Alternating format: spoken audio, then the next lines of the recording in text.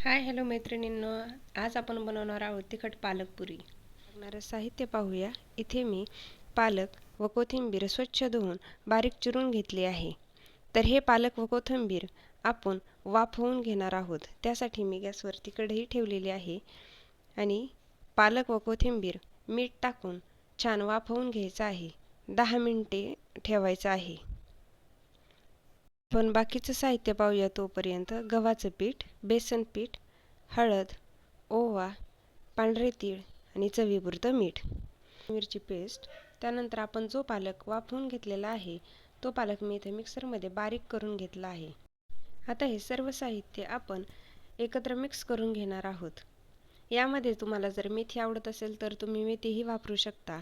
आणि यामध्ये एक टीप आहे, बेसन पीठ वापरल्याने आपल्या पुऱ्या कुरकुरीत होतात.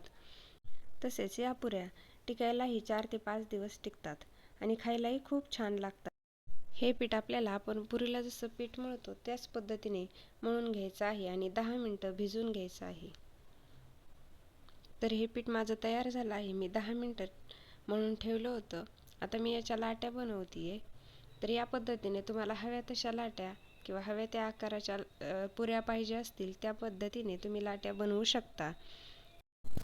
तर मी इथं तेल तापण्यासाठी ठेवलेलं आहे आणि तोपर्यंत मी लाट्या बनवून घेत आहे. लहान मुले जर पालक खात नसतील किंवा पालकाची भाजी जर त्यांना आवडत नसेल तर तुम्ही हे पालक पुऱ्या नक्कीच करून त्यांना घालू शकता. माझी 1 वर्षाची छोटी मुलगी आहे, ती या पालकाच्या पुऱ्या खूप आवडीने खाते. तिला खूप आवडतात या पुऱ्या. तर आपण आता इथे पुरी छान लाटून घेतलेली आहे. यानंतर आपण अशाच पद्धतीने बाकीच्या सर्व पुऱ्याही लाटून घेणार आहोत. तेल तापते तोपर्यंत मला होतील तेवढ्या पुऱ्या लाटून घेते. तुम्हाला जर एकदाच हव्या असतील तर तुम्ही 7-8 पुऱ्या एकदाच लाटून घेऊन मग तळू शकता किंवा लगेच लाटून लगेच तळू शकता. तर मी इथं पुऱ्या लाटण्यासाठी तेलाचा वापर केलेला आहे. तुम्हाला तूप हवं असेल तर तुम्ही तुपाचाही वापर करू शकता. तेल तापले की नाही हे आपण चेक करून घेऊ. तर पुरी सोडल्याबरोबर छान बुडबुडे आलेले आहेत, म्हणजे याचा अर्थ आपले तेल तापलेलं आहे. पुरी तळत आहे तोपर्यंत मी दुसरी पुरीही लाटून घेत आहे. तर पुरी तळताना गॅस जास्त फुल किंवा जास्त कमीही ठेवायचा नाहीये. मध्यम आचेवरती आपल्याला या पुऱ्या छान तळून घ्यायच्या आहेत. तर तुम्ही पाहू शकता पुरी फुगायला सुरुवात झाली आहे. पुरी पलटवून आपण दुसऱ्या बाजूनेही तळून घेणार आहोत.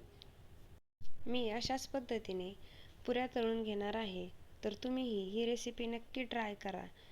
घरातले लहान मुलांना व मोठ्यांनाही ही पालक पुरी खरंच खूप आवडेल. तुम्ही जर 4-5 दिवसासाठी बाहेर जाण्याचा प्लॅन करत असाल तर या पुऱ्या सोबत नक्कीच नेऊ शकता. कारण या 4-5 दिवस सहज टिकतात आणि खायलाही खूप छान लागतात.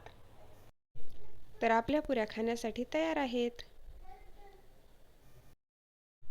तुम्ही चॅनलवरती नवीन असाल तर असेच नवनवीन व्हिडिओ पाहण्यासाठी चॅनलला लाईक, शेअर आणि सबस्क्राईब करायला विसरू नका. धन्यवाद. आधीच